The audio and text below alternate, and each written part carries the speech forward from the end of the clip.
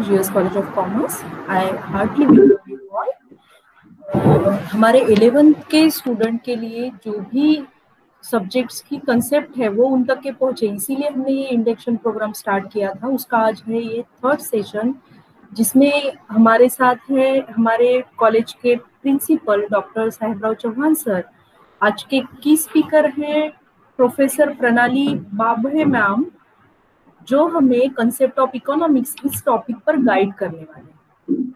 तो हम ज्यादा समय न लेते हुए स्टार्ट करते हैं। तो उसके पहले जैसे मुझे कुछ एक कोट बताना है आपको। तो coming together is beginning, keeping together is progress, but working together is success, it is an Indeed. तो हमारे लिए जो भी चीजें हमारे कॉलेज थ्रू पहुंचाने की कोशिश की जा रही है वो 11 के स्टूडेंट्स के लिए स्पेशली बहुत बेनिफिशियल है, जिसका उनको आगे जाके बहुत इम्पोर्टेंस होगा। तो इस सेशन का स्टार्ट करते हैं हम हमारे प्रिंसिपल सर के गाइड से। तो I welcome principal sir. Hello ma'am. Hello sir, good morning. Good morning, very good morning. शिक्षा मंडळ द्वारा संचालित गोशे वाणिज्य महाविद्यालय वर्धा महाविद्यालयामध्ये विविध विभागाद्वारे इंडक्शन प्रोग्राम, तर आम्ही हा उपक्रम आमच्या कनिष्ठ महाविद्यालयामधून वेगवेगळ्या विषयाशी संबंधित कोविड-19च्या परिस्थितीमध्ये महाविद्यालयापासून दूर असणाऱ्या विद्यार्थ्यांना त्या विषयाशी संबंधित असणारी ओळख व्हावी। कारण जेव्हा ही मुलं मॅट्रिक पास होऊन येतात, ते कॉन्व्हेंटमधून असो की सामान्य शाळेतून असो, अशा विद्यार्थ्यांना वेगवेगळ्या फॅकल्टीशी जॉईंट होत असताना त्या शाखेबद्दलची माहिती आणि त्या शाखेमध्ये असणारे समाविष्ट असणारे विषय, या विषयाशी संबंधित असणारी माहिती याची एक ओळख व्हावी। आणि म्हणून आम्ही कॉमर्सशी संबंधित वाणिज्य महाविद्यालय आणि वाणिज्य महाविद्यालयामध्ये वाणिज्याशी संबंधित असणारे जे वेगवेगळे विषय, ते इकॉनॉमिक्स असो, ओसी असो, एसपी असो, अकाउंट असो, या वेगवेगळ्या विषयाची माहिती वेगवेगळ्या विषयाशी असणारी जी जाणकार आणि तज्ञ मंडळी यांच्या माध्यमातून आम्ही विद्यार्थ्यांना ही माहिती पोहोचवण्याचा एक अल्पसा प्रयत्न करत आहोत। विशेषतः आमच्या कनिष्ठ महाविद्यालयाशी संबंधित असणाऱ्या प्राध्यापिका किरण सेंद्रे, समन्वय इंडक्शन प्रोग्राम सिलेबसशी संबंधित, आणि कन्व्हिनियर प्राध्यापिका एम गौतम मॅडम, या दोघांनी हा उपक्रम फार चांगल्या पद्धतीने वेगवेगळ्या विषयाशी संबंधित वेगवेगळ्या लोकांकडून आमच्या विद्यार्थ्यांपर्यंत पोहोचवण्याचा जो प्रयत्न केला, तर निश्चितच महाविद्यालयाने दिलेली जबाबदारी जी आहे ती जबाबदारी फार चांगल्या पद्धतीने या लोकांनी निभावली आणि त्याचा फायदाही महाविद्यालयाच्या विद्यार्थ्यांना निश्चित झाला। आणि विशेषतः या उपक्रमामध्ये वेगवेगळ्या विषयाशी संबंधित असणारे आमचे विषय तज्ञ, यामध्ये आज प्रणाली मॅडम जे प्रिन्सिपल VR कॉलेज वर्धा, ह्या आमच्या इकॉनॉमिक्स या विषयाशी संबंधित माहिती देण्यासाठी विद्यार्थ्यांसमोर ज्या उपलब्ध झाल्या आहेत, तर मी शिक्षा मंडळ परिवार आणि गोशे वाणिज्य महाविद्यालय परिवार यांच्याद्वारे निश्चितपणे त्यांचं हार्दिक स्वागत करतो आणि भविष्याच्या शुभेच्छा सुद्धा देतो की तुम्ही जे स्वतःहून आमच्या शब्दाला मान देऊन आमच्या विद्यार्थ्यांसाठी तुम्ही वेळेतून वेळ काढून या विषयाशी संबंधित जे माहिती द्याल, जो विषय तुम्ही घेतला आहे इकॉनॉमिक्स, आणि त्या इकॉनॉमिक्स मधली जी कन्सेप्ट घेतली आहे ती इकॉनॉमिक्स मीन ट्रान्झॅक्शन ऑफ मनी, म्हणजे अर्थशास्त्र हा विषय जर विद्यार्थ्यांना वाणिज्य शाखेतील संबंधित असणाऱ्या विद्यार्थ्यांना समजला किंवा त्यांनी समजून घेतला, तर माझ्या माहितीप्रमाणे विद्यार्थ्यांना इतर विषयाशी जास्त फारसं माहिती करून घेण्याची गरज नाही।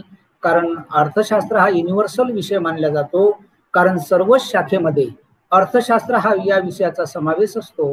आणि म्हणून त्याची संकल्पना घेऊन तुम्ही आमच्या महाविद्यालयाच्या विद्यार्थ्यांना ती सहजतेने सविस्तरपणे जी समजून देणार आहात, पुनश्च महाविद्यालयाकडून आणि संस्थेकडून तुमचं स्वागत आहे आणि तुम्हाला शुभेच्छा सुद्धा आणि तुम्हाला धन्यवाद सुद्धा की तुम्ही आमच्या शब्दाला मान देऊन या ठिकाणी आमच्या विद्यार्थ्यांसाठी उपस्थित झालात आणि वेळेतून वेळ दिला। तर thank you madam. Thank you sir, thank you so much. कारण तुम्ही मला इथे इन्व्हिटेशन दिलं आहे त्याबद्दल मी तुम्ही सर्वांचे आभार मानते आहे। प्रिन्सिपल सर, किरण शिंद्रे मॅम आणि अनादर बॉडी ठाकरे सर यांचं पण मी अभिनंदनही करते आणि त्यांचे मी धन्यवादही करते की त्यांनी मला प्रमोट केलं आहे ह्या कार्यक्रमासाठी. Thank you so much. Hello. We can't start our programme. तो हेलो. आज के की स्पीकर है हमारे प्रणाली मैम. उनके इंट्रोडक्शन से हम ये प्रोग्राम स्टार्ट करते हैं.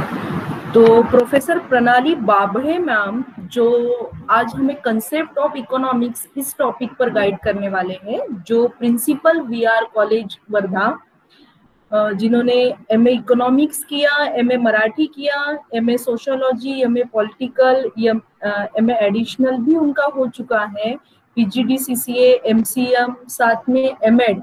इतना बड़ा प्रोफाइल और साथ में मैक्सिमम इसमें मिलिटियल स्टूडेंट, उनका आज गाइड हमारे बच्चों को मिलने वाला है, तो इसके लिए हम सब भाग्यशाली है. तो I request ma'am please be start. Thank you so much. Thank you so much. नीचे बैठ. स्टार्ट करूँ का? हॅलो. हो मॅडम. हा, स्पीकर मध्ये थोडासा आवाज कमी जास्त होत आहे सर. हॅलो. हाँ मैम. हॅलो. सुरू करूया? हाँ मैम. हाँ, ठीक है. Good morning all of you. मेरा इकोनॉमिक्स सब्जेक्ट सबसे अभी प्यारा है, लेकिन इससे पहले प्यारा नहीं था. कारण की इकॉनॉमिक्स सब्जेक्ट सगळ्यांना थोडंसं हार्ड वाटतंय. जसजसं आपण समोर प्रचिती करत जातो आणि जसजसं समोर आपण व्यवहार ट्रान्झॅक्शनला लागतो आहे, त्यानुसार आपल्याला कळतंय की अर्थशास्त्र म्हणजे काय आहे. माझी एक बेनिफिट असं आहे की मी आज इकॉनॉमिक्सची लेक्चरर असूनही आज मी इकॉनॉमिक्समध्ये मेरिट आहे याच्यासाठी की जो विषय हार्ड असतो त्या विषयालाच आपण जास्त हार्डवर्किंग नुसार आपण आपले स्टडी करायला सुरुवात करतोय. त्याच्यामध्ये इकॉनॉमिक्स मीन्स ट्रान्झॅक्शन ऑफ मनी, म्हणजे अर्थशास्त्रामध्ये पैशाचा व्यवहार कसा केला जातो आहे, अर्थशास्त्र म्हणजे काय आहे, त्यानुसार डेफिनिशन आणि त्यानुसार इंट्रोडक्शन हे सगळ्यात महत्त्वाचं मानलं जात आहे. सुरुवातीला प्राचीन काळामध्ये प्रत्येक व्यवहार करायसाठी आपल्याला आदान प्रदान करणे किंवा ट्रान्झॅक्शन करण्यासाठी एक वस्तू घेणे आणि त्या मोबदल्यात दुसरी वस्तू पदार्पण करणे, ह्या दृष्टिकोनातून एक व्यवहार प्रचलित झालेला होता. परंतु त्याच्यामध्येही एक डिसएडव्हान्टेजेस दोष निर्माण झाले आहे की प्रत्येक वस्तू आपण संग्रह करू शकत नाहीये. तर त्या वस्तूला कधी बुरशी लागायची, तर त्या वस्तूला कधी ती नाशवंत असायची. त्याच्यामुळे तो ट्रान्झॅक्शन युटिलिटी एका फ्लोवरून दुसऱ्या फ्लोमध्ये करण्यासाठी ही वेळही जायचा आणि त्यानुसार त्याच्यामध्ये असणारी जी युटिलिटी आहे ती कमी होत जायची. जसजसं युग 21व्या शतकाकडे वळत गेलं तसं तसं ट्रान्झॅक्शन मनी ऑफ युटिलिटी निर्माण झाली. इकॉनॉमिक्स म्हणजे अर्थशास्त्र असं असतं की एक व्यक्ती दुसऱ्या व्यक्तीशी व्यवहार करतो, परंतु व्यवहार करण्यासाठी त्याच्यामध्ये आदान प्रदान करण्यासाठी एक युटिलिटी महत्त्वाची असते, ते म्हणजे ऑफ कन्सेप्ट, एक वस्तू किंवा विनिमय करण्यासाठी एक असतं साधन, ते म्हणजे अर्थ म्हणजे पैसा, मनी, मुद्रा. ह्या मुद्रेचं ट्रान्झॅक्शन आपण करण्यासाठी काय डेव्हलपमेंट करायची गरज असते किंवा याच्या आधी प्राचीन काळामध्येही अशा गोष्टी रुजू झालेल्या होत्या. हर साल में, हर युग में, हर ट्रांजेक्शन सोसाइटी में मनी की प्रोसेस एंड युटिलिटी चेंज होती चली गई. त्याच्यानुसार एक प्रोसेस वाढत गेला आणि त्याच्यानुसार economics is a social science असं डेव्हलपमेंट निर्माण झालंय. इकॉनॉमिक्स अर्थशास्त्र सोशल सायन्स यासाठी निर्माण झालेलं आहे कारण की समाजामध्ये राहणाऱ्या समाजातील लोकांचा व्यवहार एका व्यक्तीशी दुसऱ्या व्यक्तीशी होण्याचं कारण म्हणजे सोशल सायन्स, समाजाचं शास्त्र. जोपर्यंत त्या समाजात राहणाऱ्या लोकांचं शास्त्र पैशाशिवाय होत नाहीये तोपर्यंत त्या व्यक्तीचं आदान प्रदान एका व्यक्तीशी किंवा दुसऱ्या व्यक्तीशी होऊ शकत नाही. This is the important, that is the economics is first is the social science. Next is the economics lies in the Greek word is the oligopoly. म्हणजे एका वस्तूची किंवा एखाद्या डेव्हलपमेंट ऑफ सोसायटीची निर्मिती कशी झाली आहे, त्याची जनन प्रक्रिया कोणती आहे, कोणती वस्तू निर्माण करण्यासाठी, हर चीज को डेवलपमेंट करने के लिए कोई ना कोई इज द फादर बनाई है. जन्मदाता असतंच, त्याला मोटिवेट करण्यासाठी अनेक प्रेरणास्थानही असतात. त्याच्यामध्ये अर्थशास्त्र इकॉनॉमिक्सचा अर्थ तो development of Greek word is the oikonomia. This is the OIKONOMI means that is the management of household. म्हणजे अशा प्रकारचं मॅनेजमेंट की जी आपल्या घरूनच सुरुवात व्हायला सुरुवात होत आहे. मी तुम्हाला एक प्रश्न विचारताय की गणिताशिवाय तुम्ही बोलू शकता का? मी म्हटलं आहे मला अंक नको हवाय, तुम्ही विना अंकाने मला बोलून दाखवाय की तुमच्या तोंडातून मला 1 2 3 4 5 6 7 8 9 असे अंक यायलाच नकोय. मी म्हटलंय की तुम्ही उठता किती वाजता? मी असं जर प्रश्न तुम्हाला केला तो आप बोलेंगे मैम आपने तो बोला ये नंबर तो नहीं चाहिए, लेकिन हम 11 बजे तो उठे, लेकिन आप बिना नंबर से बात करने के लिए बोल रहे, तो हम नंबर से कैसे काउंटिंग करें? मला तेच म्हणायचं आहे की number of concept that is the equality is the economics process. ज्या व्यवहारामध्ये अंकाला महत्व असतं, जे गुण सांख्यात्मिकरित्या this is the system of that is the number processing युटिलिटीने तयार होतो. This is the concept is the process that is the is the management of the household. मी म्हटलेलं आहे की तुम्हाला डोळे किती आहेत, तर तुम्ही म्हणाल मॅम मला 2 डोळे आहेत. तुम्ही म्हटलं मॅम हात किती आहेत, तर दॅट इज तुम्ही म्हटलं 2 हँड्स. आलं अंक? विदाउट अंकाने मनुष्याची युटिलिटी, मनुष्याचं व्यवहार, मनुष्याचं ट्रान्झॅक्शन झालेलंच नाहीये. अशा संख्यात्मक रचनेला निर्माण करण्यासाठी आहे एक युटिलिटी राष्ट्रीय उत्पन्नाचीही तडजोड करण्यासाठी अर्थशास्त्राचा एक अविभाज्य अंग म्हणून एक निर्माण झालेला आहे, तो म्हणजे transaction of that is the money. त्याला डेव्हलप करण्याचं काम सर्वात प्रथम Adam Smith is the also regarded of a father of economics. आणि एडम स्मिथ ऐसा है जो इकोनॉमिक्स का फादर ऑफ इकोनॉमिक्स है. उन्होंने एडम स्मिथ ने अपने फ्यूचर में इकोनॉमिक्स का कंसेप्ट सोसाइटी के लिए उन्होंने कहा है कि that is the Adam Smith is the defined is the economics is the science of a wealth. उन्होंने कहा है कि इकोनॉमिक्स ऐसा शास्त्र है जो कि ट्रांजेक्शन तो करता है, लेकिन शास्त्र को एक यूटिलिटीज के हिसाब से एक वेल्थ के हिसाब से ऑर्गेनाइजेशन करने की सोसाइटी निर्माण करता है. This is the concept at is the Adam Smith is the economically development of father. Adam Smith हे अर्थशास्त्राचे जनक आहे. त्यांनी अर्थशास्त्र निर्माण केलेलं आहे आणि त्याच्यासाठी त्यांनी सायन्स ऑफ वेल्थ अशा प्रकारचं एक बुक लिहिलेलं आहे. त्याला सर्वात प्रथम मान्यता आपल्या देशामध्ये निर्माण झाली आणि त्या युटिलिटीला, त्या सायन्सच्या वेल्थ फील्ड ॲडम स्मिथला समोर ॲडव्हान्टेजेस निर्माण करण्याचं काम प्रत्येक अनेक अर्थशास्त्रज्ञांनी निर्माण केलेलं आहे. आणि त्याच्यानुसार आपल्या समोर नवीन नवीन उत्पत्ती निर्माण होत आहे आणि त्याचं कारण म्हटलं म्हणजे ॲडम स्मिथ हे आहेत. Sir next slide.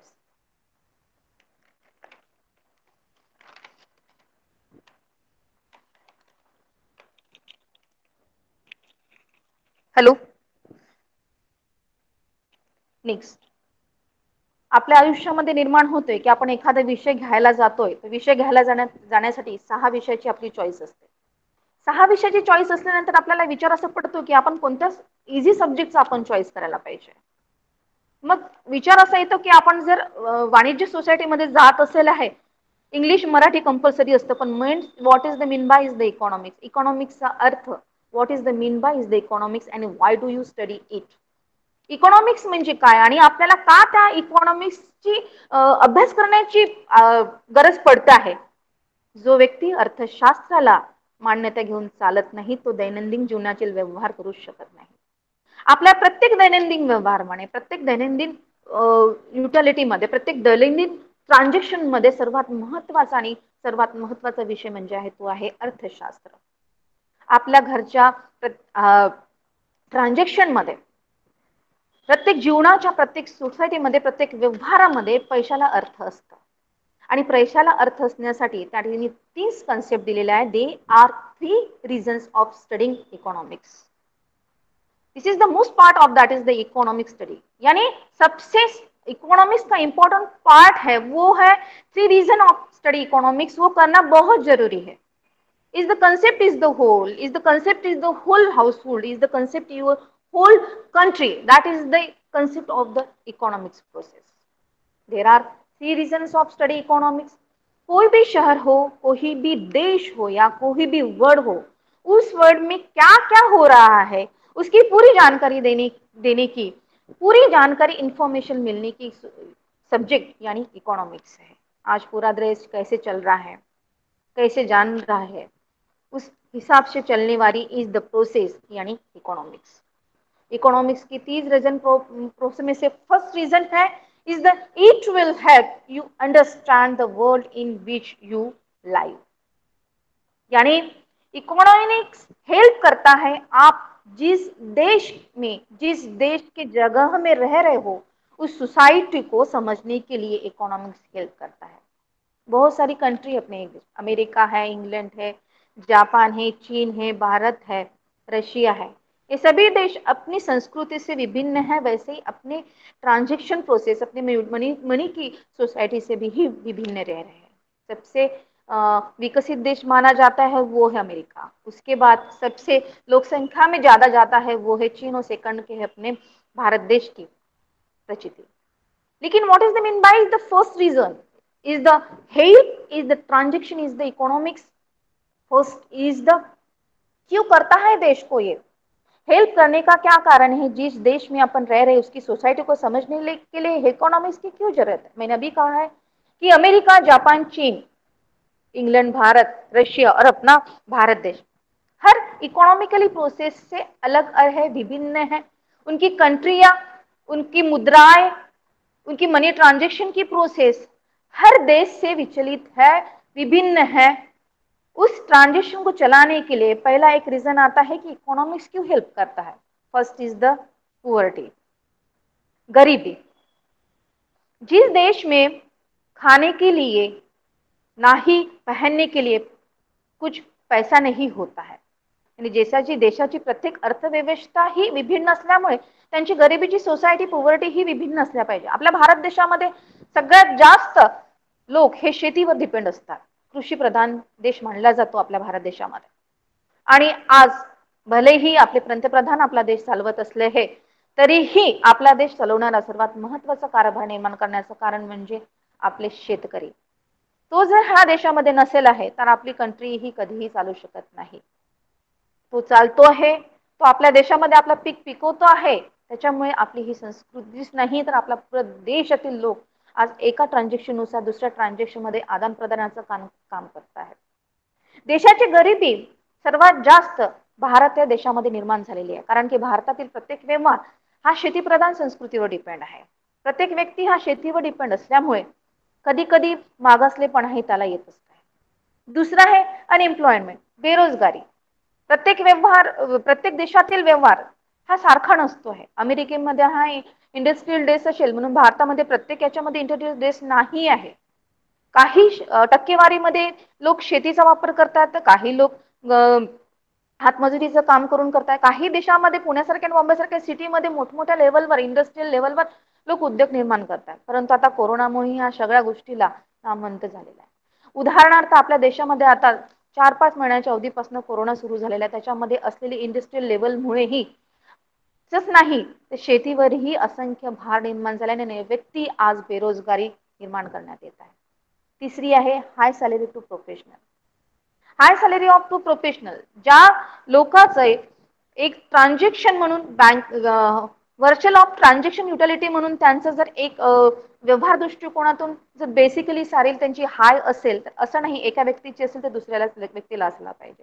आपला देश विभिन्न संस्कृती ज्या अर्थाने नटलेला आहे, त्याच अर्थाने त्यांच्याही गुण वर्णानुसार ही त्यांचं भेद आताही सुरू आहे। त्यांच्या ट्रान्झॅक्शन नुसार काही लोकांची सॅलरी ही जास्त आहे, तर काही लोकांची प्रोफेशनल नुसार त्यांची सॅलरी कमी आहे, आणि अशा याच्यातच उपासमारीची पाळी येत आहे आणि प्रत्येक ठिकाणी ही गरिबी आणि बेरोजगारी निर्माण होत आहे। तिसरा आहे लो वेजेस टू लेबर। आपले पोटाची ठळगी भरण्यासाठी एक व्यक्ती दुसऱ्या देशामध्ये जाऊन आपलं पोट भरण्याचं काम निर्माण करत आहे। भटक्या जमाती त्यांचा व्यवहार जर तुम्ही बघाल तर एका जागेवर जास्तीत जास्त ते 10 दिवस काम करतात आणि उठल्यानंतर त्यांचा आहार, त्याची निर्मिती झाली तर आपलं पोट भरण्यासाठी दुसऱ्या देशामध्ये, दुसऱ्या जागेमध्ये जाऊन परत त्या दृष्ट्याला 10 दिवस म्हणून त्यांची उपजीविका करण्याचा सुरुवात करतात। असे कितीतरी सोसायटीमध्ये किंवा कितीतरी भागामध्ये आज भारत देशामध्ये अशा प्रकारचे वेजेसवर निर्माण होण्याची लेबरिटी निर्माण झालेली आहे। नेक्स्ट आहे doing suicide of a farmer. मी आताच म्हटलेलं आहे आपला पूर्ण भारत देश हा शेती प्रधान आहे, कृषी प्रधान आहे, परंतु बिचारा शेतीला वाहण्यासाठी जेव्हा तो शेतामध्ये जाऊन मजुरी करतोय आणि आकस्मिक जर पाऊस आलेला नाहीये आणि सडन आलेला नाहीये, त्याच्यामुळे त्याची उपासमार होते आणि लगेचच पीक आल्यानंतर त्यांनी जर कोणाला लोन घेऊन किंवा बँकेकडून जर त्यांनी काही लोन एक्सेप्ट केलेले आहे आणि त्याला भरण्यासाठी ड्युरेशन पिरियड त्याचा संपलेला आहे, त्यांची मुदत संपलेली आहे, तो त्या बँकेमध्ये आपला पैसा व्याजासहित देऊ शकत नाही आणि आकस्मिक वरचा पाऊस आलेला नाहीये आणि सडनली पाऊस पीक होऊनही पाऊस मध्ये आला तर दोन्हीकडूनही नुकसान शेतकऱ्यांचीच आहे. तर अशा कंडिशन मध्येही शेतकऱ्यांना शेवटी आत्महत्येला प्रतिसाद देतात. भारत देशामध्ये असे अनेक शेतकरी आहे की त्यांनी आपल्या जीवाचं बलिदान किंवा जीवाची आहुती दिली आहे की ते सुसाईड करण्याच्या क्षेत्रामध्ये झालेल्या आत्महत्या केलेली आहे. Next is the agriculture country. आपला भारत देश कृषीप्रधान असल्यामुळे शेतकरी अनेक ठिकाणी लोन घेतो आणि तो जर न फेडलास शेवटी आत्महत्येला प्रतिसाद होतो. This is the help of that is the country is the reason it will be help to understanding the world in which you are live. This is the important of economics is the development as the poverty, employment and high society of a professional. That is the law of labor and wages is the doing side of a farmer is the agricultural country. Which is the important that is the reason is the three types of reason is the studying of import economics development. हा आपला पहिला concept होता की economics का म्हणून शिकायचं. Economics याच्यासाठी शिकायला पाहिजे की आपल्याच भारत देशातल्या नाही तर आपल्या जगामध्ये असणाऱ्या प्रत्येक देशातील व्यवहारांचा अभ्यास करण्यासाठी आपल्याला हेल्प करतो आहे इकॉनॉमिक्स. Sir next slide.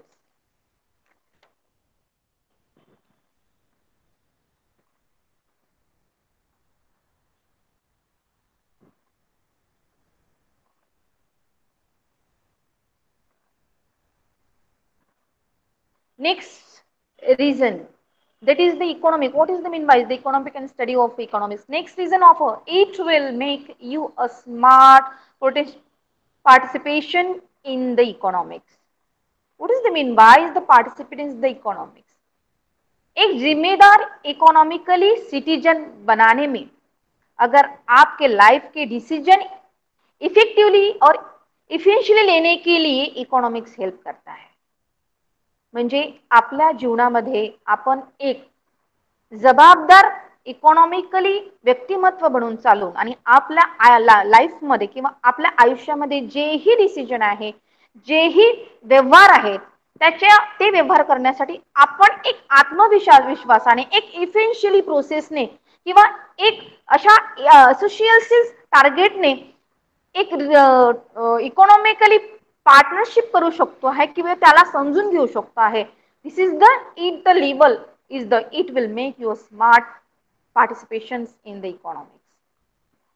अर्थशास्त्र समजण्यासाठी माणसाला अर्थशास्त्रामध्ये घुसावं लागतंय, अर्थशास्त्रामध्ये जावं लागतंय. जो व्यक्ती दैनंदिन व्यवहारामध्ये आपला अर्थशास्त्रातील व्यवहार अर्थपूर्ण व्यवहार आपल्या दैनंदिन जबाबदाऱ्या आपल्या दैनंदिन काय म्हणतात त्याला आवश्यक गरजा हा पैशाच्या आधारावर निर्माण करतो आहे. प्रत्येक कुटुंब हा पैशाच्या अलिप्त नाही आहे, परंतु प्रत्येकाची एक युटिलिटी प्रोसेस असते. माणूस समाधानी नाही आहे, माणूस असमाधानी आहे. माणसाची एक गरज जर पूर्ण झाली तर लगेच दुसऱ्या वेळेस दुसरी गरज उत्पन्न व्हायला सुरुवात होत आहे. माणूस कुठे स्टॉप झालेला नाहीये. मनुष्य not is the satisfied is the another process. Is the utility the transfer is the one is the location that is the transaction of money. हाय वाढतच जातं. उदाहरणार्थ जर मी आज एक मोबाईल परचेस केलेला आहे 2020 मध्ये आहे तर तो 21-22 पर्यंत मी चालवला आणि लगेचच त्याचे नवीन वर्षन आलेलं आहे तर वाटतं आपल्याला की अरे हा 25,000चा मोबाईल जर आपण घेतलेला असेल 2 वर्षामध्ये ऍडव्हर्टाइजमेंट नुसार आपल्याला मार्केटमध्ये वाटतंय की नाही आपण आता सध्या सोसायटीमध्ये वावरत असेल तर हा समाधान नकोय, मला परत याच्यापेक्षा वर्ष नको मोबाईल घेणं आवश्यक असतं. म्हणून ॲडम स्मिथने म्हटलेलं आहे की व्यक्ती हा कधीही समाधानी नसतोय, व्यक्ती हा कधीही सॅटिस्फिकेशन नसतो. त्याचा एक वस्तू गेली की परत त्याचं ट्रान्झॅक्शन दुसऱ्या वस्तूशी असतं. त्याची गरज मर्यादित असतं, परंतु त्या गरज भागवण्यासाठी त्या गरजेला आवश्यक गरज भागवण्यासाठी त्याच्याजवळ असणारी मनी ही अल्प असते. मानवाच्या गरजा हा जरीही शेकडो वाढत असल्या परंतु त्याला त्या गरजा तृप्त करण्यासाठी असणारा पैसा हा मर्यादितच असतोय.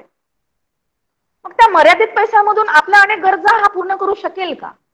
हा गरजा पूर्ण होत असेल किंवा कशा प्रकारे करावायचं, त्यासाठी इकॉनॉमिक्स हा पार्टिसिपेशन ऑफ इकॉनॉमिक स्टडीला महत्त्व देत असतो.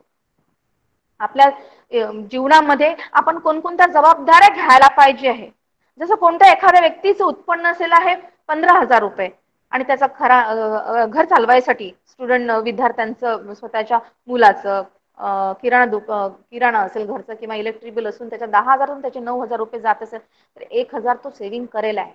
1,000 तो सेव्हिंग करेल तर 12 महिन्यामध्ये त्याचे 12,000 होतात, म्हणजे त्याचा तो बचत खाता झालेला आहे. अर्थशास्त्राला चालवण्यासाठी, अर्थशास्त्राला पेलण्यासाठी, अर्थशास्त्राला समजून घेण्यासाठी जोपर्यंत आपण आपल्या दैनंदिन व्यवहाराच्या गोष्टी समजून घेत नाहीये तोपर्यंत अर्थशास्त्र तुम्हाला उमगणार नाही. जब तक हम अपने दिनचर्या की जो भी चीजें हैं, जो भी व्यवहार वो खुद के हिसाब से नहीं चला सकते, उसको समझ नहीं सकते, तो इकोनॉमिक्स पढ़ नहीं सकते हैं. This is the it will make you smart potential is the economic. म्हणजे एक जबाबदार इकॉनॉमिकली बनायचं असेल तर तुम्ही स्वतःच्या घरातून सुरुवात करा. जर तुम्ही स्वतःच्या घरातून तो इकॉनॉमिकली प्रोसेस सुरुवात करेल तर तुम्ही एक इकॉनॉमिकली सिटीजन बनायला वेळ लागणार नाही. आणि जो अर्थव्यवस्था कळतोय तोच आपल्या देशाचाच नाही तर आपल्या फॅमिलीचाही तो उद्धार आणि डेव्हलपमेंट करू शकतो.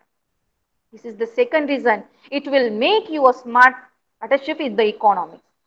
त्याच्यामध्येही काही कंडिशन दिलेल्या आहेत. त्यांनी म्हटलेलं आहे की जर तुम्हाला इकॉनॉमिकली सिटीजन बनायचं असेल तर लाईफ मध्ये योग्य डिसिजन घ्यायचं असेल तर तुम्हाला काही कंडिशन हवं आहे. जेव्हा एखादं मूल आईच्या पोटामध्ये असतं तेव्हा 9 महिने आईच्या पोटामध्ये असतं तेव्हा त्या माता त्या मुलाला पाहते. जेव्हा तो गर्भाच्या बाहेरून येतोय त्याला कळतंय की स्पर्शाने काय होत आहे. प्रत्येक सोसायटीची, प्रत्येक युटिलिटीची, प्रत्येक विभागाची एक टाइप्स दिलेलं असते, एक स्टेप बाय स्टेप प्रोसेस दिलेलं असतं. First, second, third, fourth and fifth. कोणताही माणूस हा फिफ्थ वरून फर्स्ट वर आला तर तो तोंड घाशी पडणार आहे. प्रत्येक इक्विव्हॅलेंटच्या, प्रत्येक प्रोसेसच्या, प्रत्येक सिस्टीमच्या एक कंडिशन प्रोसेस असतात. Reason is of the make is the smart of economics. जेव्हा आपण कंडिशन शिकतो तर त्याच्यामधली कंडिशन एक मस्ट आहे की ती कंडिशन आहे first, if you are a student. जेव्हा तुम्ही एक विद्यार्थी असाल. त्याच्यामध्ये दुसरी कंडिशन आहे if you in a job. जब आप जॉब पे हो तब. And third is the condition if you are doing a business. जब आप कोई बिजनेस कर रहे हो तब. This is the reason is the first is the make that is the make of your smart potential is the economics. This is the first reason that is the if you are student. जब आप एक student हो end that is the if you are in job. जब आप student की level पार कर चुकने के बाद जब आप कुछ डिग्रियां मिला रहे हो या स्टडी लेवल पे जाके आप एक कोई जॉब रेफर कर रहे हो, this is the if you are joining a business. और जो जब जॉब होने के बाद उस जॉब को आप बिजनेस के रूप से चला रहे हो, that is the concept at the process is the reason of is the second is the economic citizen and comparison of a decision efficiency.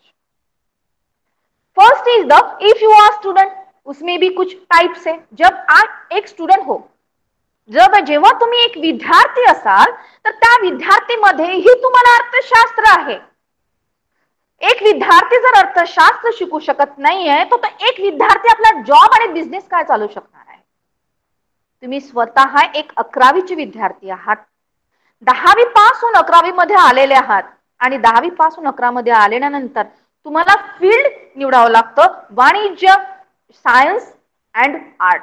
जेव्हा तुम्ही वाणिज्यामध्ये आलेले आहात तेव्हा त्या वाणिज्यामध्ये त्या कॉमर्स मध्ये व्यवहार दिलेलं असतं बेटा. व्यवहार म्हणजे that is the commercial of the commerce as the achievement is the your goal. First your student. जेव्हा तुम्ही विद्यार्थी असता तर त्या विद्यार्थ्याला वाटतं की आपल्या लाईफ मध्ये, आपल्या दैनंदिन जीवनामध्ये, आपल्या आयुष्यामध्ये जे 30 दिवस असतात महिन्याचे, त्या 30 दिवसामध्येही आपल्याला ट्रान्झॅक्शन करण्यासाठी पैशाची आवश्यकता असते. आजकालच्या नवीन विद्यार्थ्यांना, आता नवीनच्या स्टुडंटला अशा प्रकारचं ग्रोथ मिळालेला आहे की is the freed motion of a nature. This is the first concept. मूलभूत गरजाच राहिलेल्या नाहीये. अन्न, वस्त्र आणि निवारा राहिलेलाच नाहीये. This is not a school of मूलभूत गरजा अन्न, वस्त्र आणि निवारा.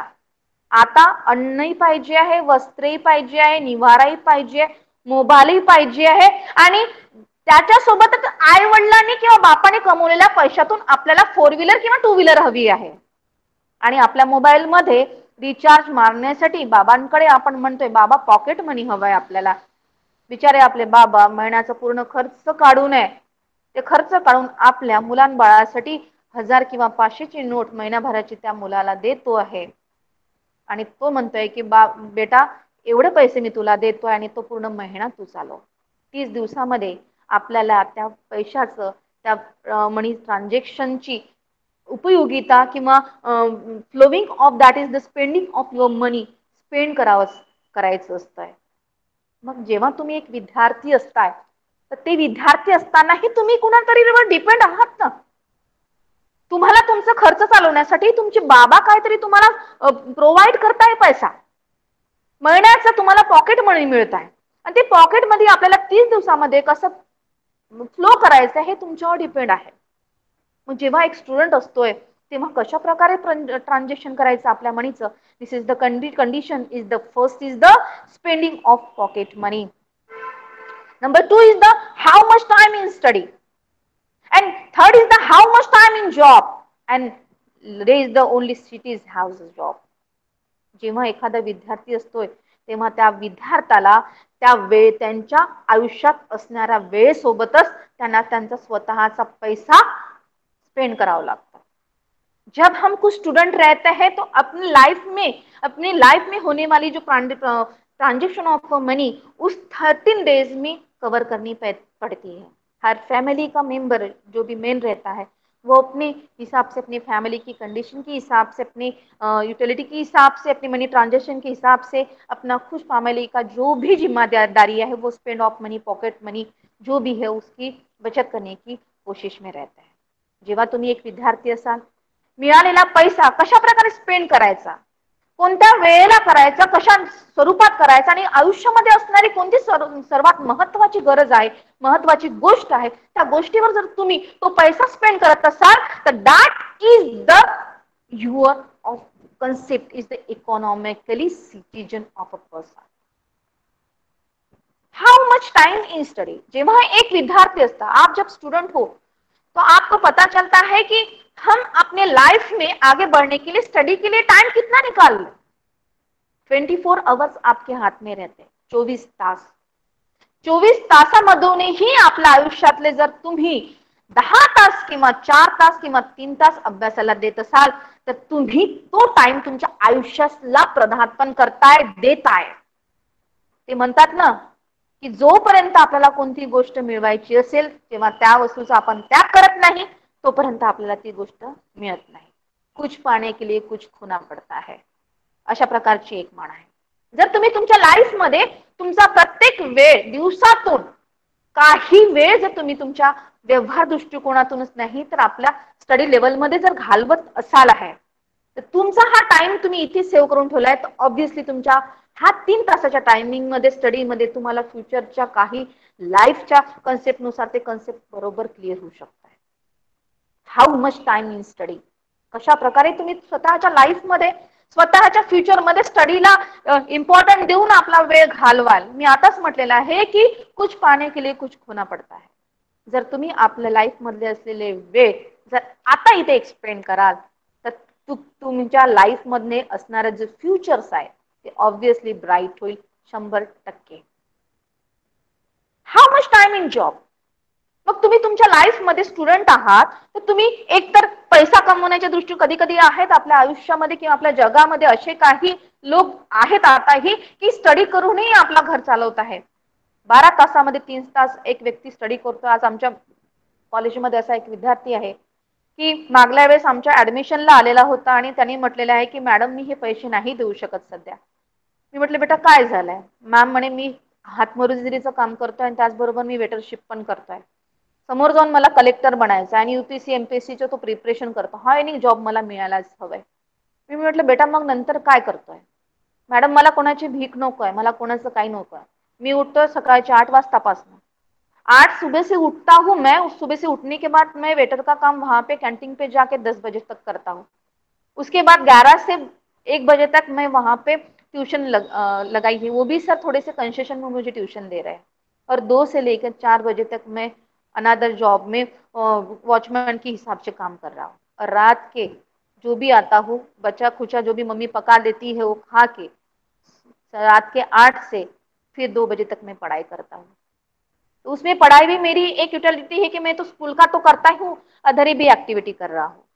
यानी त्यांनी असं केलेलं आहे की टाइमला स्पेंड केलेलं आहे की आपल्याला ह्या टाइम मध्ये आपल्या स्टडी सोबतही आपल्याला अनादर काहीतरी उपयोगिता मिळाली पाहिजे आहे। त्या स्टडी सोबतच अनादर कन्सेप्ट आपले क्लिअर व्हायला पाहिजे आहे। त्यानुसार आपल्याला एक अनादर जॉब मिळेल आहे आणि त्या जॉबला मिळवण्यासाठी मला गावातच नाही तर मोठ्या सिटीमध्येही एक पर्सनॅलिटी उद्भवण्यासाठी मला तो स्वतःला डेव्हलप करण्यासाठी त्या कंट्रीमध्ये जायसाठी मी एक डेव्हलपमेंट सोसायटी म्हणून भावण्यासाठी इकॉनॉमिकली व्यक्तिमत्व बनून मी जाईल आहे।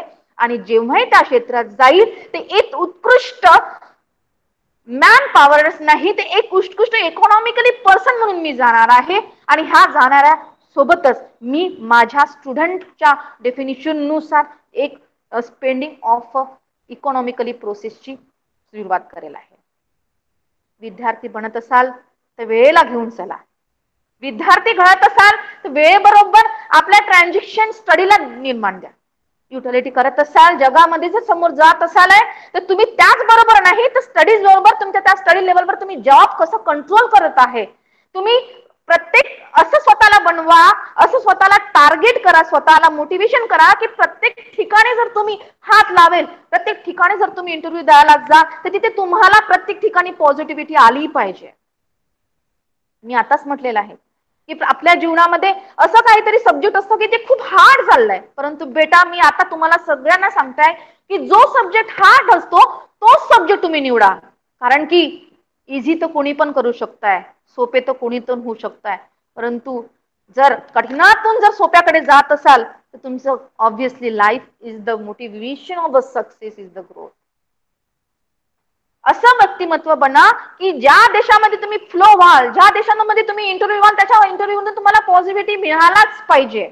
मला हा जॉब नको, मला तो जॉब नको, मला तो जॉब नको, हा माझा दर्जाचा नाही आणि हा माझ्या लेवलचा नाही, असा गर्वाची गोष्ट जर तुम्ही कराल तर not the condition is the level of that is the growth is the study of economics. Second part is the if you are in A job, जब आप जॉब पे हो तब, जब आप जॉब पे हो रहे हो, जब आपकी स्टडी पूरी होने के बाद आपकी एबिलिटी के अनुसार आपको जॉब मिल रहा है, तब आप जॉब पे हो तब भी आपको स्पेंडिंग ऑफ मनी होना बहुत जरूरी है। एक डिग्र्या हातात घेऊन जेव्हा आपण इंटरव्ह्यूला जातोय आणि लाखो लोकांना तिथे इंटरव्ह्यू साठी राहतात आणि बसतात आणि प्रत्येकांचे चेहरे जेव्हा तुम्ही बघाल तो पूरे उनके चेहरे नीचे हुए दिखाई देंगे। हातामध्ये असणाऱ्या त्या फाइल्स, हातामध्ये असणाऱ्या त्या आणि मनामध्ये फक्त आशा असते की आज मला खरंच इंटरव्ह्यू मध्ये पॉझिटिव्हिटी मिळेल, पण कसली पॉझिटिव्हिटी? तुमच्या इंटरव्ह्यूच्या प्रत्येक लोकेशन मध्ये, प्रत्येक टाइम कन्सिस्टंट मध्ये हजारो लोक तुमच्या कॉम्पिटिशनला उतरणार आहेत। जर तुम्ही बीएससी आहात तर एमएससी राहणार आहे, जर तो एमएससी असेल तर तो गोल्ड मेडल राहील, जर तो गोल्ड मेडल असेल तर your achievement of that is the process, your communication, your transaction, your economically concept हे तुम्हाला अवगत आहे। तुम्ही म्हणत असाल की माझ्या हातामध्ये खूप काही डिग्री आहेत आणि माझ्या हातामध्ये खूप काही अशी पर्सनॅलिटी आहे की मी हा सगळा गोष्ट जगाला घेऊन घेऊ शकतो। नथिंग। जर तुमच्यामध्ये एक प्रेजेंट ऑफ व्यक्तिमत्व नसेल है, जब आपके पास कम्युनिकेशन की कंसेप्ट ना हो, आप अपना व्यू एक्सप्लेन ना कर सके हो, आप अपने बोलने के तरह से आगे वाले को प्रभावित ना कर सकते हो, तो उस लेवल को पार करने में बहुत कठिनाई जाती है। अर्थशास्त्रासोबतच पैशाच्या ट्रान्झॅक्शन सोबतच ह्या सगळ्या गोष्टी तुम्हाला आत्मसात करणं खूप महत्त्वाचं आहे। जर तुम्ही एखाद्या जॉबला राहत आहे, if you in a job, जब आप जॉब वहां पे जाते हो तो आप इंटरव्यू में फेस करने के लिए first your personality, second your communication, third is your manners, ये सब चीजें देखते हैं।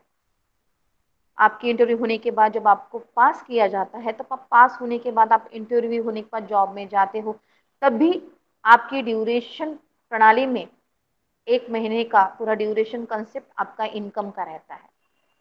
आपकी सैलरी 30,000 रुपए है तो वो 30,000 रुपए से लेकर आपको बढ़ोतरी आगे बढ़ने के लिए ही भी ट्रांजेक्शन के लिए 2 साल लगते हैं. मला एवढंच म्हणायचं आहे की condition of that is economically citizen बनने के लिए if you are job in a job, जब आप जॉब पे होते हो the first is the spending of income, second is the saving and third is the investing. पहिलं आहे की जेव्हा आपल्याला तुम्हाला ती सॅलरी मिळत आहे महिन्याची, तर ती असलेली सॅलरी तुम्ही त्या महिन्याच्या ट्रान्झॅक्शन मध्ये कोणत्या गोष्टीला कशी लावताय त्यावर डिपेंड असतं. मी आताच म्हटलेलं आहे की एका व्यक्तीचं पेमेंट जर 30,000 रुपये असेल आणि त्याचा किराणा खर्च हा 6, इलेक्ट्रिक बिल जर 4,000 आहे, मुलांचं खर्च आरोग्याचं असं पकडून जर त्याचं 25,000 रुपये निघत असेल तर 5,000 रुपये त्याची सेविंग राहणार आहे. आणि सेविंग म्हणजेच अर्थशास्त्राचा एक आयुष्यातील व्यक्तिमत्वाचा पायाभूत बचत, त्याला सेविंग असे म्हणतात. दुसरा आहे सेविंग. असलेला पैसा आयुष्यातून कमवलेला महिन्याभराचा खर्च वगळता माइनस होने के बाद जो भी पैसा हाथ में लगता है उस दैट इज द सेविंग. और उसके बाद है इन्वेस्टिंग. मग ऐसे भी लोग होते हैं कि 5,000 रुपए सेविंग मिला के 1,000 रुपए आरडी में, 1,000 रुपए बैंक में, 1,000 रुपए बचत गट, ऐसे करते करते 3,000 की महीने की बचत वो करते हैं और 2,000 रुपए अनादर बिजनेस में लगा देते हैं. That is the investing. यानी आने वाला जो पैसा है 2,000 उसका अगले महीने में 4 होना चाहिए, बढ़ोतरी होना चाहिए, उसमें लगाने के लिए, एक बिजनेस में लगाने के लिए target is the process, that is the investing. Okay, next is the sir if you are doing a business. Slide next.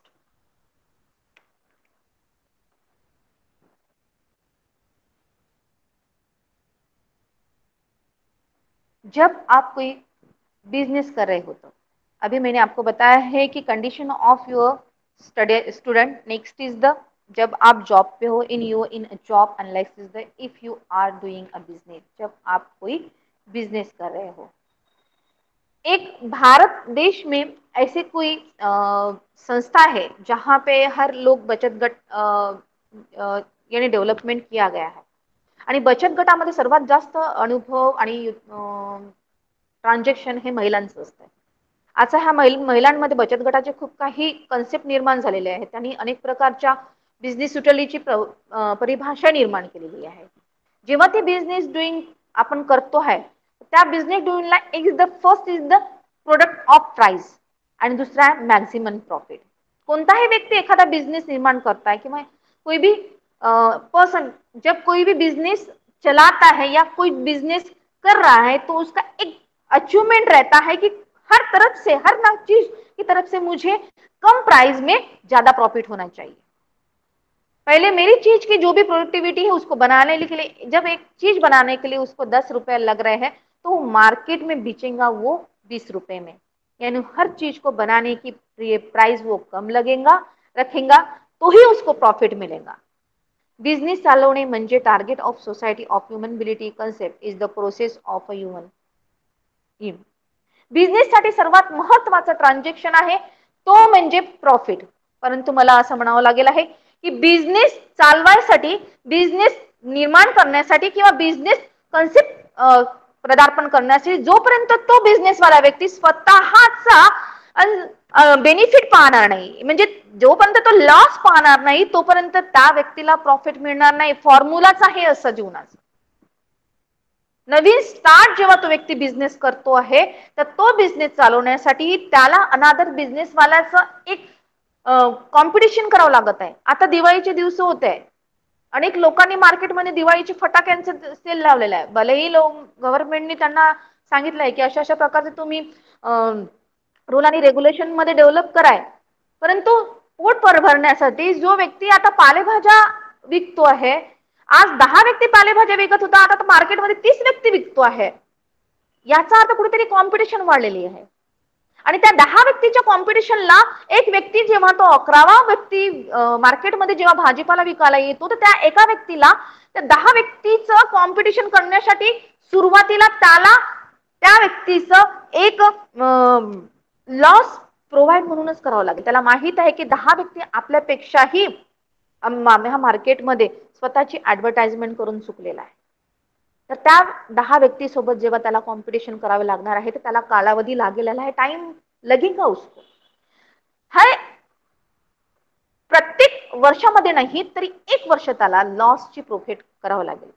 जो लॉस मध्ये राहतो तो काही वेळेनंतरच प्रॉफिट मध्ये असतो, आणि जो प्रॉफिट मध्ये काही वेळेनंतर रुजू होतो त्यालाच बिझनेसमॅन म्हणतात. तुम्ही सुरुवातीलाच म्हणाले आहे की मी आताच 10,000 रुपये बिझनेसला लावले आणि त्याच्यानंतर तो बिझनेस चाललाच पाहिजे. Nothing here. कारण की आपल्या मार्केटमध्ये याही अतिरिक्त बिझनेस चालवण्यासाठी अनादर पर्सनल आहेत. त्याच्या कॉम्पिटिशनला उतरण्यासाठी तेव्हा तुम्हाला सर्वात आधी तुमच्या प्रोडक्टची, तुमच्या वस्तूची किंमत ही कमी करावी लागेल. जेव्हा तुम्ही मार्केटमध्ये तो व्यक्ती जर 20 रुपयाने विकत असेल एक वस्तू, एक भाजीपाल्याची वस्तू, पालक भाजी जर तो 20 रुपये जुडीने विकत असेल, तर तुम्ही जर 10 रुपयाने विकत असाल तर ऑब्व्हियसली गर्दी तुमच्याकडे येईल. कारण त्या व्यक्तीच्या 10% तुम्ही ते कमी विकत आहात. सुरुवातीला तुम्हाला लॉस महत्वाचा असेल. जो लॉस मध्ये राहतो तोच खरा बिझनेस नंतर प्रॉफिट मध्ये चालतोय. आणि मॅक्झिमम प्राइस, मॅक्झिमम प्रॉफिट लगेच 1 वर्षात नाही तर 2 वर्षामध्ये ऑब्व्हियसली मिळेल. This is the you for target of doing a business of life. Third reason is that is the better understanding of economic policy. यानी पॉलिसी यानी वित्तीय, यानी गवर्नमेंट जो चलाती है, कर टैक्स के हिसाब से कर लगाती है, देश को कैसे चलाना है और कैसे नहीं चलाना, that is the policy of, that is the reason is the better understanding of economics. देशाला चालवायचं असेल तर सरकारच आहे. सरकारच आपल्या देशाला चालवतो आहे आणि सरकारच जनतेला चालवण्यासाठी जनतेकडून आकारलेलं कर म्हणजे टॅक्स. आता जीएसटी टॅक्स तुम्ही बघा, सरकारने लादलेला आहे, मेडिसिनवर आहे, अनादर सोर्स मध्ये जनतेकडूनच काढलेला तो टॅक्स. आणि जेव्हा तो जनतेकडून टॅक्स घेतो कराच्या रूपात, तर तो कराच्या रूपामध्ये असणारा गव्हर्नमेंट अपने तिजोरी में लगाते हैं. और जो भी गवर्नमेंट संस्थाएं है, हॉस्पिटल्स है, बिल्डिंग्स है, या फिर स्कूल है, या फिर और संस्थाएं, उसको उसी कर के हिसाब से, टैक्सेशन के हिसाब से मिला हुआ पैसा वो गवर्नमेंट के नाम से अनादर गवर्नमेंट सोसाइटी को ट्रांसफर करते हैं. This the better understanding of economics policy, that is the concept is the government policy. देश को कैसे चलाए? गवर्नमेंट खुद तो कमाती नहीं है, जनता जो भी सोच से चलाती है. जैसे रेलवे रहा, रेलवे में सबसे अच्छी खासी का टैक्सेशन गवर्नमेंट को मिलते हैं. उस हिसाब से गवर्नमेंट अपने गवर्नमेंट के एम्प्लॉयज को उसी वित्तीय संस्थाओं के हिसाब से उनका इनकम प्रोवाइड कराते हैं. फर्स्ट इज द कैसे चलाती है, this is the taxation of policy, कर के हिसाब से. अभी मैंने बताया आपको जीएसटी कर लगाए जाते हैं. जब 15 रुपए की वो गोलियां हैं तो उसमें से 2 रुपए जीएसटी टैक्स के हिसाब से 17 रुपए लेते हैं और 2 रुपए के हिसाब से वो सरकार के तिजोरी में चले जाते हैं. Next is the foreign investment policy. मैंने अभी कहा जो फ्रांस है, अमेरिका है, इंग्लैंड है, रशिया है, उनमें से भी कुछ एक ऐसी पॉलिसी निकाली जाती है, वहां से अपने देश में उगाई हुई कुछ चीजें वहां पे ट्रांसपोर्ट किया जाता है और उस हिसाब से उसको डिमांड आती रहती है. गवर्नमेंट बजट योजनाएं भी रहते हैं, जसं 1 वार्षिक योजना, 2 वार्षिक योजना, पंचवार्षिक योजना, षष्टवार्षिक, अशा करता करता वार्षिक योजना बजेट खाता हा निर्माणच होतो. आणि जेव्हा 1 वर्षाचा टार्गेट आपण पूर्ण करतोय तेव्हा मार्चच्या 30 तारखेला सरकार बजेट योजना निर्माण करतात.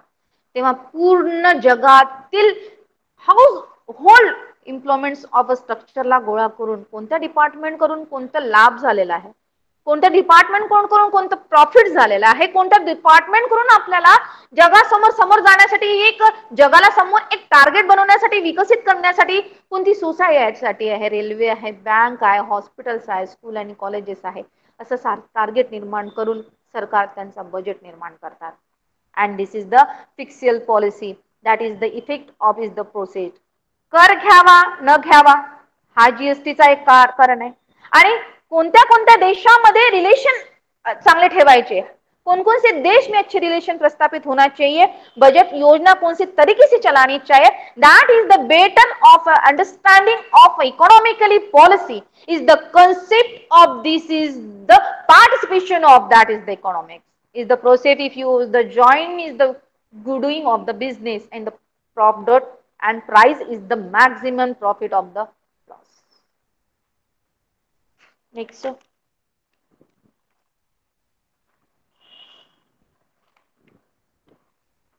अशा प्रकारे आपण इकॉनॉमिक्सची प्रचिती आपण बघितली आहे, डेव्हलपमेंट बघितलेलं आहे. त्याचबरोबर आपण बघतो आहे की what is the mean by is the growth and what is the mean by is the development. हे ये दो चीजें हैं, that is the economically growth end economically development. This is the differences define is the two words.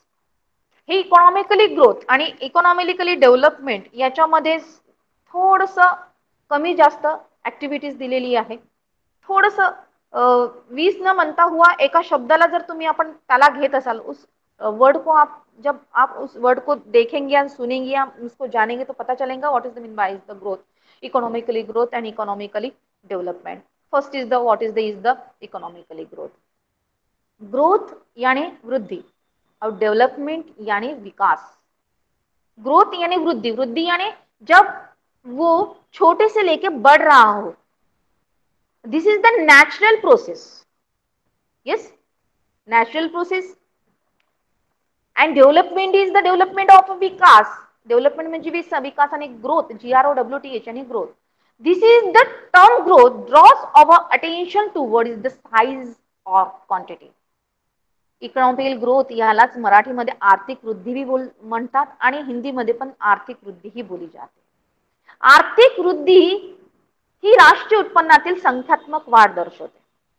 मी आधीच म्हटलेलं आहे की अर्थशास्त्र अशा प्रकारचं शास्त्र आहे, तो पैशाचा व्यवहार करतोच आहे, परंतु त्या पैशाच्या व्यवहारासोबत जोपर्यंत आपण संख्यात्मक न्यूमरिकली काउंटिंग करत नाही आहे तोपर्यंत अर्थशास्त्राचा कोणताही व्यवहार किंवा कोणताही ट्रांजेक्शन घडू शकत नाहीये.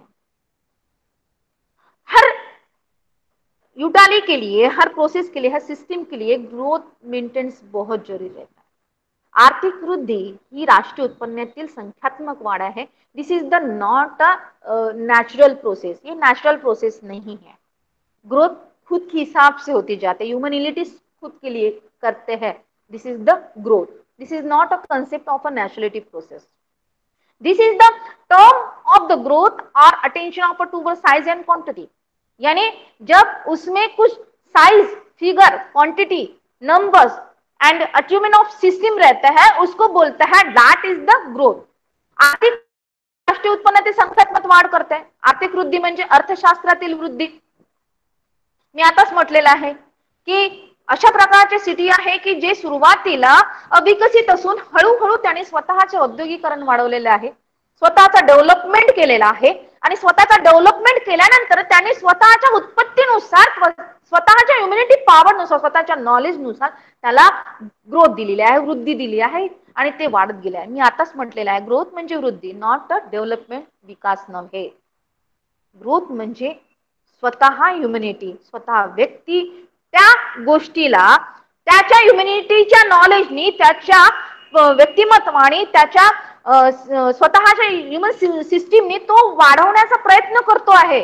त्याला निसर्गाची जोड नाही, त्याला नैसर्गिक वृत्ती नाहीये. Not is the natural concept of is the growth. This is the mean at that is the economically growth. Economically growth की कुछ फीचर्स है. First is the continue process, सतत व नियमित प्रक्रिया है, ये हमेशा चलने वाली है. मैंने अभी कहा है कि मैं अभी पहली में गई हूँ, उसके बाद मैं दूसरी में जाके, तीसरी में जाके, चौथी में जाके, पांचवी में जाके, छठी में जाके, अभी हम 11th में आ गए हैं. तो आपने उस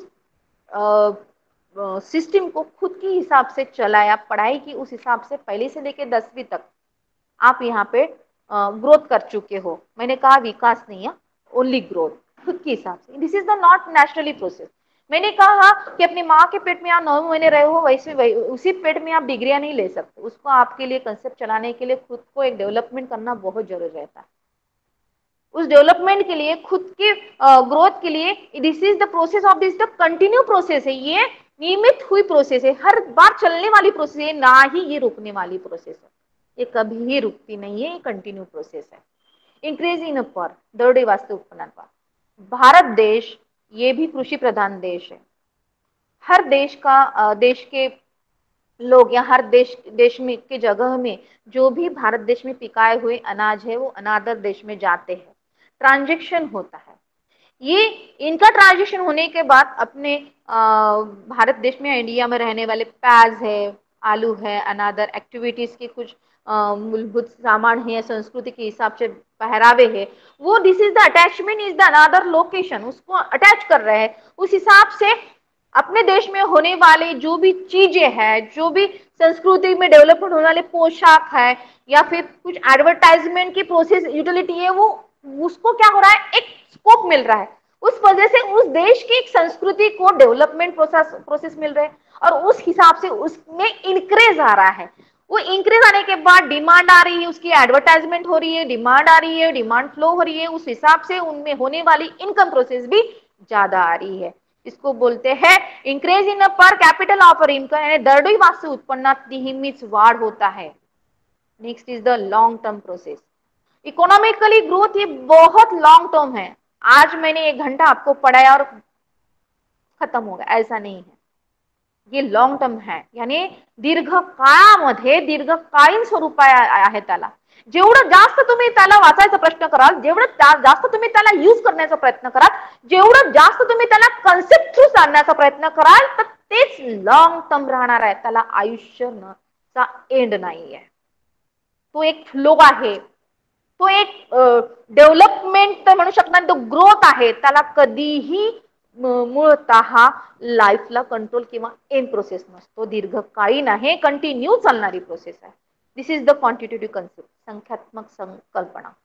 क्वांटिटेटिव्ह कन्सेप्ट म्हणजे न्यूमरिकली बेस, याला नंबरवर दिलेलं असतं। मी म्हटलेलं आहे की इकॉनॉमिकली ग्रोथ म्हणजे काय आहे। मी म्हटलेलं आहे भारताचा चीन सोबत असलेला लोकसंख्यामध्ये पहिला देश चीन आहे आणि दुसरा देश भारत आहे। तर चीन भारतापेक्षा समोर का गेलेला है, क्यों भारत देश से चीन, दिस इज द पॉपुलेशन से सबसे आगे, उसका न्यूमेरिकली प्रोसेस आपको निकालना पड़ेगा कि 50% के हिसाब से टारगेट चल रहा है भारत चीन के आगे भारत के आगे चीन।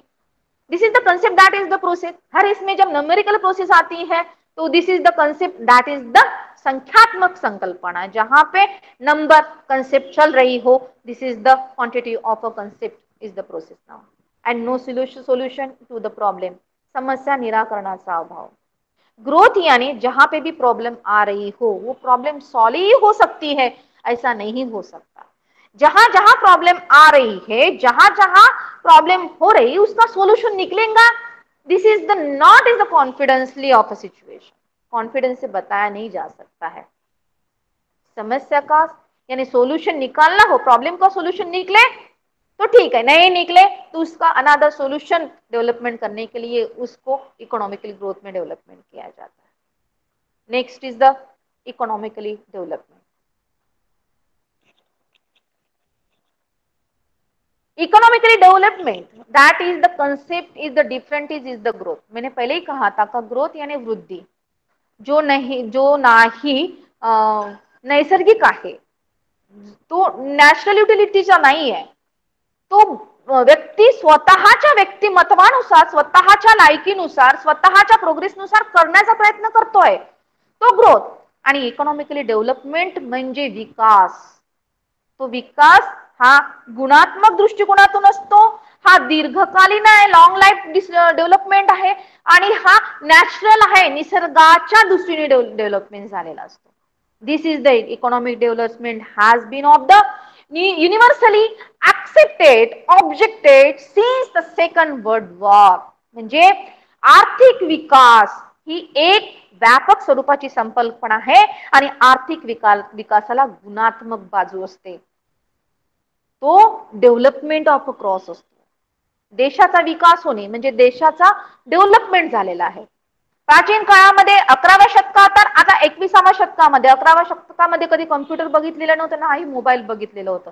पण जसं जसं जग समोर जातं, जसं जसं जग स्वतःच्या बुद्धिमत्तेनुसार, स्वतःला टार्गेटनुसार समोर नेतो आणि त्याच्यानुसार मनुष्य हा जगातील बुद्धिमत्तेचा प्राणी म्हणून डेव्हलपमेंट करण्याचा प्रयत्न करतो, त्या बुद्धीच्या जोरावर देशासोबतच नाही तर आपल्या पर्सनल युटिलिटीजलाही डेव्हलपमेंट करण्याचा प्रोसेस करतो आहे।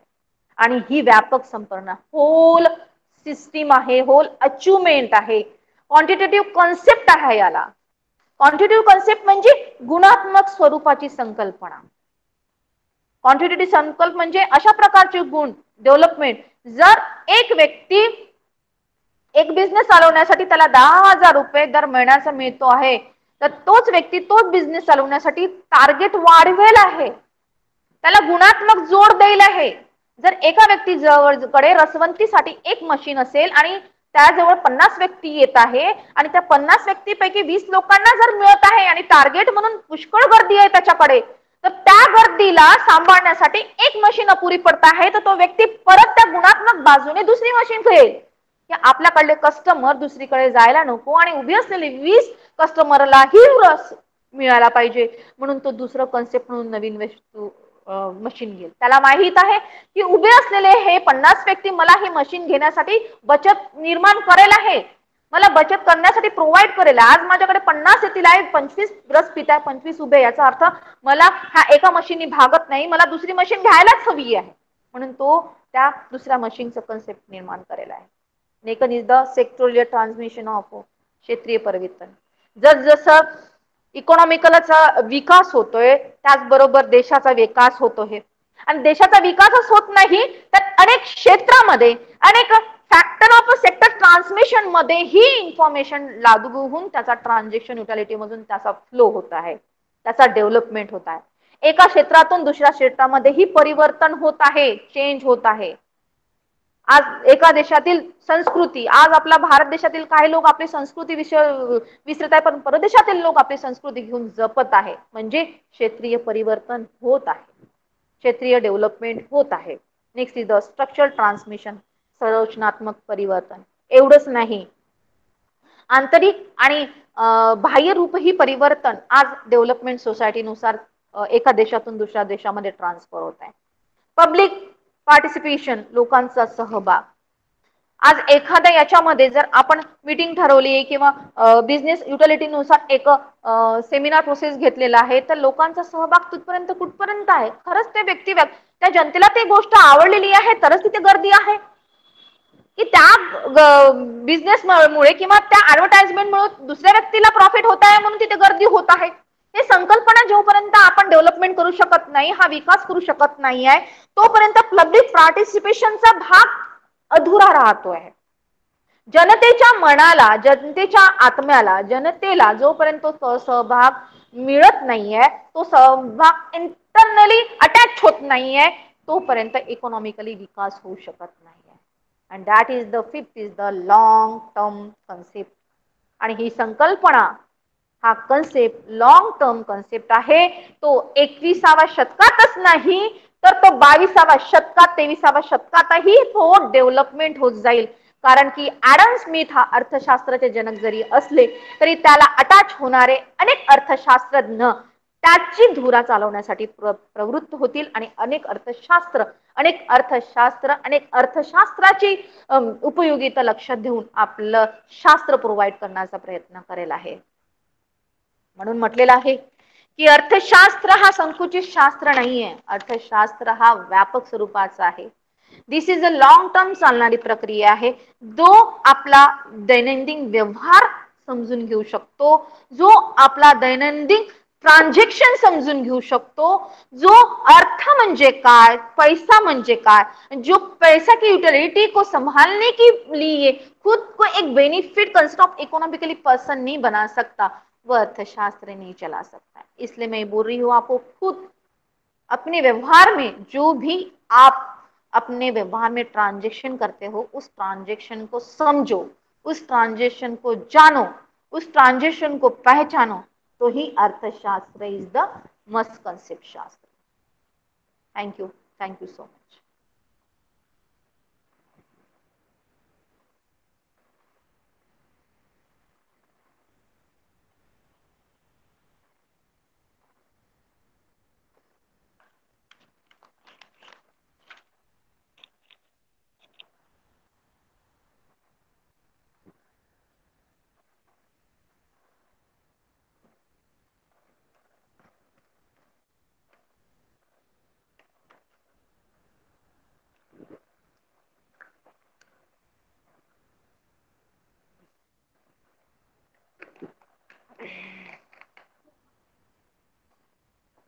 Hello hello. Yes, ma'am. Yes, ma'am. Yes, ma'am. Hello. Thank you so much, ma'am, for your thank you valuable guidance. Thank you ma'am. For the vote of thanks, I would like to invite Professor Mragi Gautam, ma'am.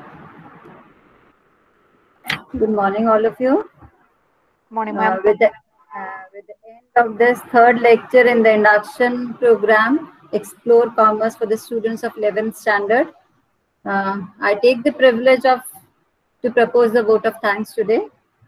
First and foremost, I thank our principal, Dr. Saib Rab Chauhan sir, for inspiring and motivating us to conduct this program.